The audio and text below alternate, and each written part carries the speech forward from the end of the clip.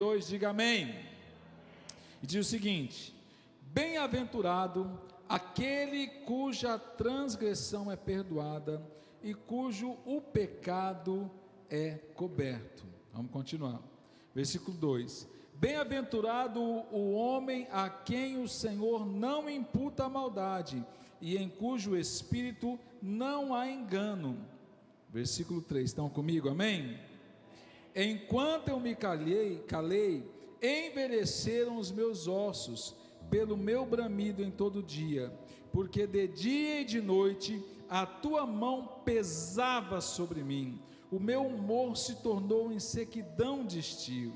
Confessei-te o meu pecado, e a minha maldade eu não encobri, e eu dizia eu, confessarei ao Senhor as minhas transgressões. Fala comigo, igreja: confessarei ao Senhor as minhas transgressões. Agora fala comigo, igreja: e tu perdoaste a maldade do meu pecado. Amém? Vamos fechar aqui. E aí ele termina assim: pelo que todo aquele que é santo orará a ti, e há tempo de poder achar, e até no transbordar de muitas águas, e elas não chegarão. Amém? Glória a Deus. Põe a mão no seu coração, fala comigo: Senhor Jesus, que nesta noite o meu coração venha ser uma terra boa, uma terra pronta para receber a semente da tua palavra, e que esta semente venha germinar, nascer, crescer e gerar fruto do teu Espírito Santo. Amém? Você crê nisso? Amém? Esse fruto do Espírito Santo está também, a palavra fala comigo, arrependimento. Porque não pode caminhar o perdão sem o arrependimento. Poderíamos fazer um mês só sobre o arrependimento, mas hoje o Espírito Santo falando comigo: Josias, como vai vir outros pastores, outros ministros já falando sobre perdão, a importância de nós entendermos que muitas vezes eu posso sim perdoar alguém que não está, por exemplo, arrependido. Porque se eu estou magoado com um irmão, com um amigo, sei lá, com uma pessoa, mesmo aquela pessoa não querendo me perdoar, não querendo falar comigo, mas se eu libero o perdão para aquela pessoa, eu estou o quê? Eu estou me libertando daquela pessoa. Porque a mágoa, o que ela faz? A mágoa, ela prende o magoado. O ódio, o rancor, ele prende o rancoroso. Você pensa que você está com a raiva da pessoa, que é você que está no controle, mas na verdade é a pessoa que está controlando você. Mas quando a gente fala isso do rei Davi, falando sobre arrependimento, o arrependimento, ele gera realmente o perdão. Porque muitas vezes, né, para quem tem filho pequeno aí, eu tenho filho adulto também, que tem gente que os filhos adultos, tem aquela frase, né, que filho criado, trabalho dobrado, né? Muitas vezes tem uns filhos adultos que dá mais trabalho do que quando era criança, que quando era adolescente. Mas vamos pensar numa criança teimosa, que ela vai ali, você corrige, você disciplina, se arrepende, fala que não vai fazer mais, volta de novo a fazer, fala que não vai fazer mais, volta de novo a fazer, chora, sapateia, esperneia, não vou fazer mais, volta de novo a fazer. Qual é a expectativa do pai quando ele corrige o filho de algo errado que ele fez? É que o filho realmente se arrependa, é que o filho realmente não volte a fazer. Sempre a expectativa do perdão é isso, gente. Quando a gente perdoa alguém, quando a gente perdoa um filho que a gente quer corrigir, assim é Deus. Lembra que o Senhor falou na palavra dele, falou: olha, eu amo, eu disciplino aqueles a qual eu amo. Olha que palavra tremenda. A disciplina de Deus, ela vem sobre nós, porque Deus nos ama. Olha que palavra tremenda. Então muitas vezes, assim também a palavra arrependimento, ela vai fazer uma parte muito especial do propósito de Deus na nossa vida. A palavra arrependimento, fala comigo: arrependimento. Amém? Muitas pessoas pensam que o arrependimento é apenas assim para quem não aceitou Jesus.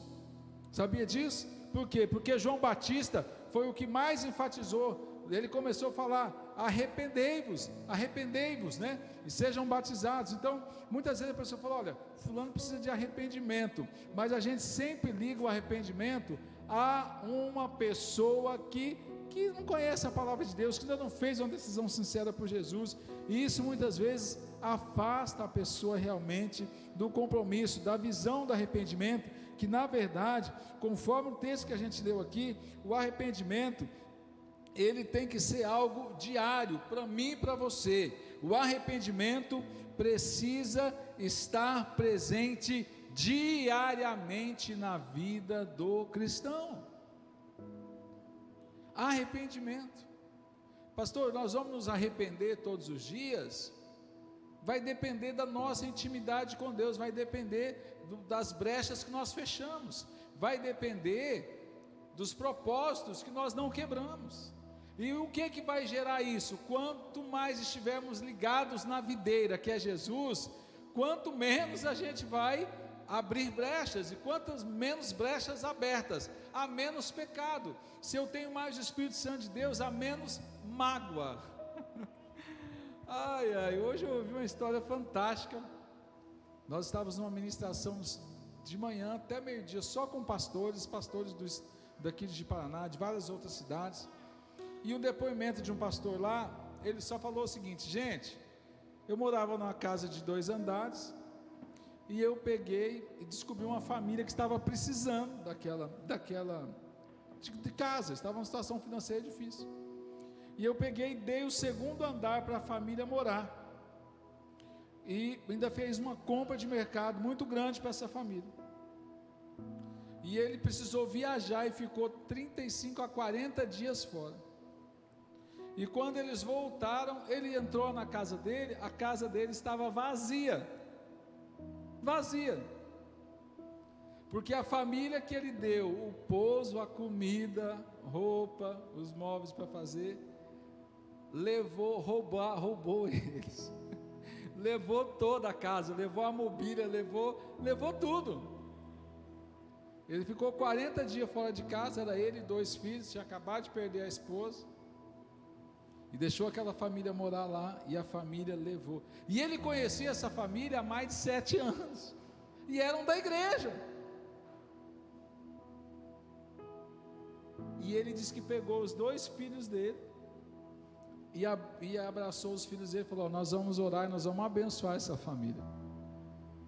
Por que eles fizeram isso, nós não sabemos, mas nós vamos liberar o perdão para eles agora. Por isso que eu vou para vocês: se existe alguma coisa que vai fazer com que a gente libere o perdão, mesmo sendo magoado, mesmo sendo roubado, mesmo tomando um prejuízo tão grande, mesmo tendo uma decepção tão grande, quando nós estamos cheios do Espírito Santo, quando nós estamos, como estava o caso desse irmão, que ele estava cheio, que ele estava nadando na presença de Deus, ele e os filhos, mesmo ele vendo tudo isso, ele rejeitou, ele não se permitiu ficar magoado com aquela família, ele não se permitiu, ele simplesmente liberou o perdão, entendendo?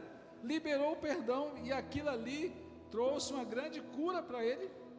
Uma hora, se eu encontrar de novo, eu vou perguntar, porque não deu para finalizar, que ele só falou sobre isso. O que aconteceu com essa família? Com ele eu sei o que aconteceu. Deus operou milagres sobrenaturais na vida desse homem, e ele é um grande pastor hoje, um grande homem de Deus. Então, quando estamos cheios da presença de Deus, nós não vamos nos permitir, lembra que eu falei? Estando ligado na videira, que é Jesus, estando ligado na videira, a gente vai errar menos, vai perdoar mais, vai amar mais. Então vamos nos arrepender menos, mas há necessidade de arrependimento. Fala comigo: arrependimento. Amém? Eu queria falar com vocês que nós temos 4 atitudes para a gente entender o arrependimento, e até nós como crentes mesmo. O primeiro arrependimento que nós temos que entender, eu até vou pedir para o pessoal do Data Show preparar os textos bíblicos aí para nós, tá? Porque a gente vai trabalhar para os irmãos não precisar fuçar na Bíblia, aí você já olha no Data Show, fica mais fácil, amém? Mas abra comigo Atos, coloca lá para nós Atos capítulo 26, versículo 18, Atos 26, 18, e fala claramente algo interessante, olha lá, ó: para lhes abrirdes os olhos das trevas e os converterdes à luz do poder de Satanás, a Deus, a fim de que recebam remissão dos pecados e sorte entre os santificados até o fim. Mas vê o versículo 16, vê o versículo 17: livrando-te deste povo e dos gentios a quem agora te envio. Agora sim, o 18: para lhes abrirdes os olhos das trevas e os converterdes à luz do poder de Satanás. Na versão assim, para abrir os olhos desse pessoal e fazer com que eles se arrependam. O arrependimento genuíno, o primeiro arrependimento é eu ter a percepção do pecado, reconhecer que eu sou pecador, reconhecer que eu preciso de Jesus, reconhecer que eu estava insensível ao Espírito Santo, estava insensível a tanto pecado que eu estava fazendo, mas quando o Espírito Santo vem, quando eu abro o meu coração para um arrependimento genuíno, tudo é transformado, amém, igreja? Quando eu reconheço o arrependimento, quando eu reconheço a minha necessidade total e completa de Deus, não tem como a presença de Deus, a cura de Deus, o perdão de Deus não vir sobre mim e sobre você, amém? Então não tem jeito, precisamos do arrependimento genuíno, e todos nós tivemos, quando reconhecemos que Jesus é o Senhor e Salvador da nossa vida, amém? Agora, a segunda coisa que eu tenho que ter, quando eu demonstro realmente arrependimento, é quando, fala comigo, tristeza pelo pecado. Salmo 38, 18, coloca lá o Salmo 38, 18, é quando eu sinto tristeza pelo pecado. Você já viu alguém confessar o pecado? Rapaz, quando eu não era crente, mas o negócio era bom, tá? Eu fazia isso. Que arrependimento é esse? O camarada está contando a vida de pecado dele, contando vantagem. Será que essa pessoa está arrependida, contando vantagem dos seus pecados? A Bíblia fala aqui que quando eu demonstro meu arrependimento na percepção, eu tenho que sentir tristeza, eu tenho que ter tristeza pelos meus pecados. Eu deveria falar: não, pastor, foi até bom acontecer isso, foi até bom acontecer, eu apanhei, amém, né? Amém, irmão, então foi bom, foi, né?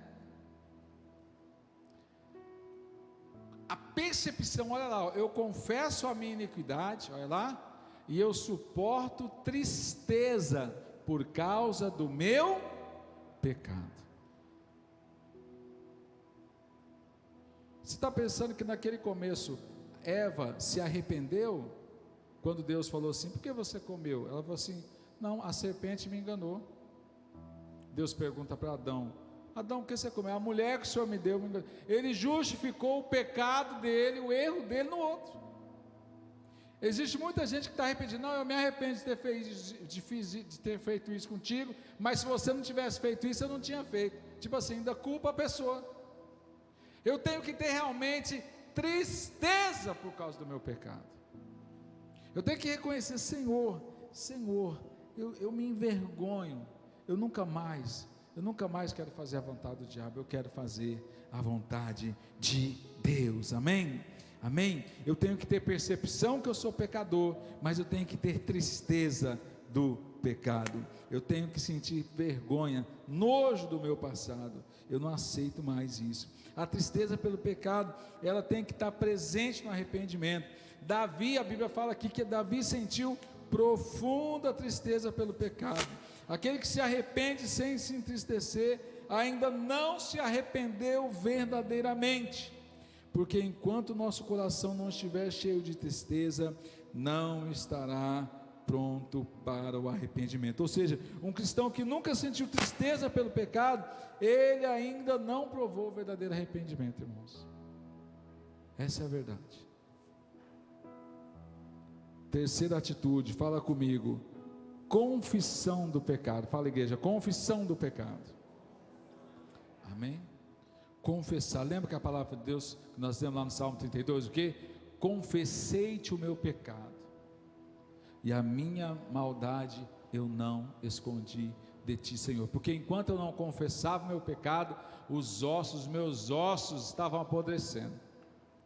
Tem muita gente que ele fica escondendo o pecado dele, e ele não tem coragem de falar. Eu tenho uma história do Zanetti e uma do pastor Israel. O Zanetti foi orar por um senhor, um fazendeiro, e esse fazendeiro estava para morrer, e o fazendeiro não morria de jeito nenhum. E o Zanetti foi orar por ele, e disse que o Espírito Santo tocou nele e falou assim: vovô, Deus, sei que o senhor está sofrendo muito com essa enfermidade, mas Deus está mostrando que o senhor tem algo para confessar. Enquanto o senhor não confessar isso, o senhor não vai ter o descanso, mesmo o senhor sendo crente.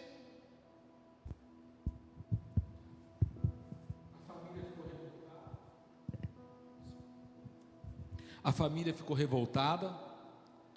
O Zanetti foi embora chateado, que ele pensou que não era de Deus o pensamento dele. Aí passou uns 3 dias, Adaías, o rapazinho chamou, o senhor chamou o Zanetti. Aí falou: Zanetti, eu quero confessar um negócio. Se ele tinha 80, tinha 70 anos, mais ou menos, que ele guardava aquilo com ele.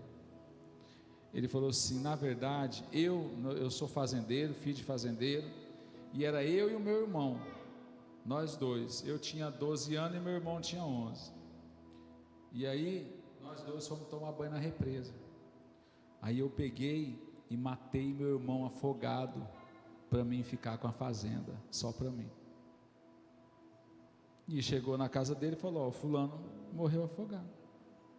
12 anos, ele matou o próprio irmão para ficar com a fazenda.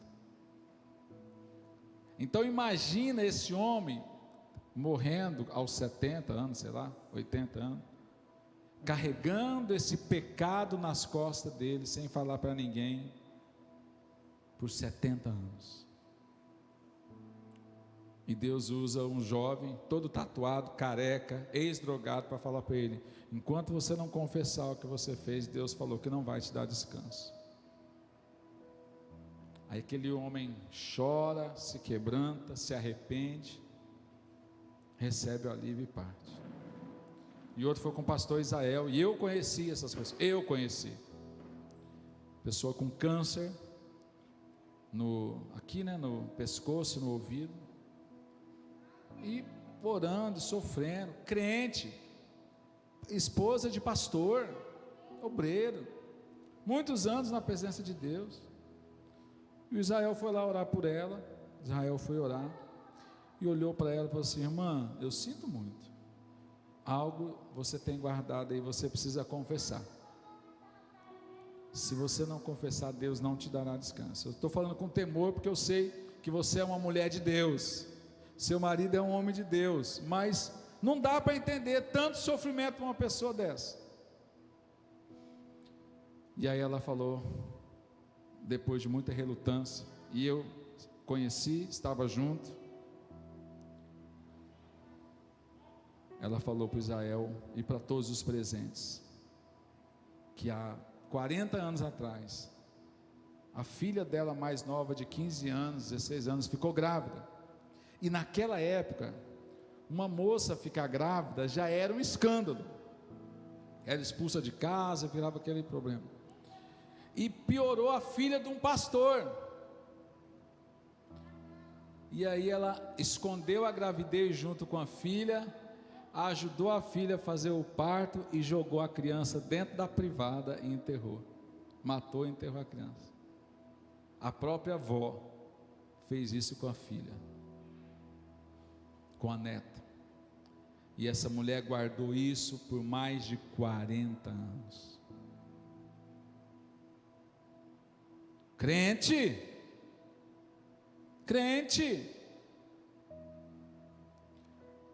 e Israel foi lá, ela pediu perdão, se arrependeu, confessou o pecado. Israel orou, no outro dia ela partiu. Ela falou: o que você está sentindo? A palavra Israel falando: o que a senhora está sentindo, irmã? Ela falou: olha, eu estou sentindo um alívio total. Eu estou sentindo que eu fui curado, mesmo com essa doença me matando, agora eu me sinto curado. Olha o salmista falando: enquanto eu guardei o meu pecado, os meus ossos apodreciam. Confessei-te o meu pecado e a minha maldade eu não escondi. Arrependimento, percepção do pecado, tristeza pelo pecado. Fala comigo, igreja: confissão do pecado. Amém? Porque pecado tem nome. E por último, fala comigo: converter-se do pecado. Amém? Primeiro, que eu reconheço, sou pecador, me arrependo. Segundo, eu tenho tristeza do meu pecado, eu me arrependo. Eu não me vanglorio de nada do que eu fiz de errado. Senhor, eu só posso implorar-te misericórdia da vida miserável que eu tinha. E eu não tenho orgulho de nada do que eu fiz. Terceiro, eu confesso, porque a Bíblia fala que todo aquele que confessa e deixa, alcança a misericórdia. Por isso, confessa e deixa é isso. O converter do pecado é isso. Esse converter é chamado de abandonar o pecado, morrer para o pecado. Ter uma vida de arrependimento é converter-se do pecado, implicando em uma mudança notável e visível que até as outras pessoas podem perceber. Isso é conversão. Por isso que a palavra fala, ó, fulano aquele, né, conversão, mudou. Esse é o propósito, fulano mudou. Muitas vezes a pessoa fala assim: não, mas mudou a aparência. Não é a aparência. Tem gente que muda só a aparência. A Bíblia fala, é corpo, alma e espírito. A presença de Deus fará a diferença. Os frutos do Espírito virão sobre esta pessoa. O quebrantamento, a santidade, o amor, a unção, a presença de Deus, a cura, a libertação vem sobre aquele que se converte, vem sobre o arrependido. Isso é maravilhoso, isso é tremendo. Vamos ficar de pé em nome de Jesus. Pedir para o ministério do louvor vir para cá. Fala comigo, igreja: percepção do pecado, tristeza pelo pecado. Agora fala mais forte: confissão do pecado. E por último, fala assim: converter-se do pecado. As 4 atitudes que gera em mim e em você o arrependimento, a base do perdão, a base de liberar perdão, a base para receber perdão. Porque o arrependido genuinamente, ele está pronto, porque ele está tão pronto para ser perdoado, e ele está mais disposto ainda a perdoar. Olha que palavra tremenda. Quando eu estou arrependido, eu estou disposto. Até as pessoas podem, o arrependido, eu já vi vários casos assim, ele nem está disposto. Fala: se você não quiser me perdoar, não tem problema, eu sei que eu não mereço seu perdão mesmo. Eu já vi essas cenas. Eu sei que eu não mereço, se eu não quiser, mas eu sei que eu não mereço o seu perdão. Quando a pessoa chega nesse nível, ela está arrependida, o coração dela está quebrado, está quebrantado, ela está pronta, ela está reconhecendo, e ela está disposta a receber esse perdão, e ela está disposta a viver o amor do perdão e repartir com as outras pessoas. É eu e você, e o Espírito Santo sobre nós, trazendo sobre nós quebrantamento, trazendo sobre nós unção, trazendo sobre nós revelação, mostrando quem a gente era e quem a gente é. Oh, aleluias. E a graça do Senhor vem, Oh, aleluia. Aí você sente aquela paz tão gostosa, você sente aquela paz tão maravilhosa, você sente aquela unção tão poderosa, você sente, não é que você se sente melhor que os outros, não, você sente cuidado, você sente amado, você sente curado, você sente aliviado, todo aquele peso que estava sobre você, todo aquele fardo desaparece, porque a presença de Deus, o próprio Jesus fala: eu vou tomar de ti o meu jugo, eu vou trocar, eu vou colocar algo leve sobre você. Oh, aleluias.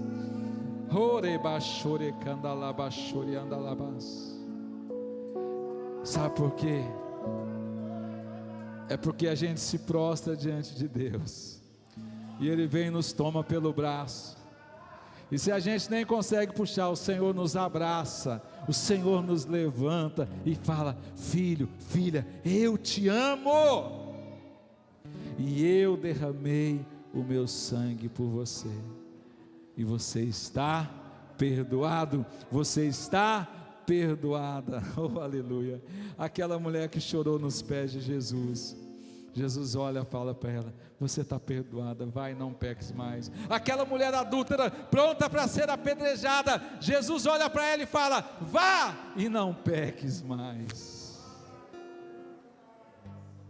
Aquele homem que chama Jesus para jantar e faz aquela festa, Jesus olha e fala: olha aqui, ó, tem salvação nesta casa, porque esse homem estava perdido e foi achado, e o arrependimento veio sobre este lar, veio sobre esta família. E esse é o propósito de Deus sobre a minha vida e sobre a sua vida. Aleluia, Jesus. Senhor, obrigado por mais uma vez. Reconhecemos isso, reconhecemos que somos pecadores, reconhecemos que temos a necessidade de te amar, de reconhecer o nosso pecado pela pessoa do seu Espírito Santo, nos entristecer pelo nosso pecado, confessar o nosso pecado e se converter do nosso caminho mau para uma presença sobrenatural de Deus. Glória a Deus. Aleluia, Jesus.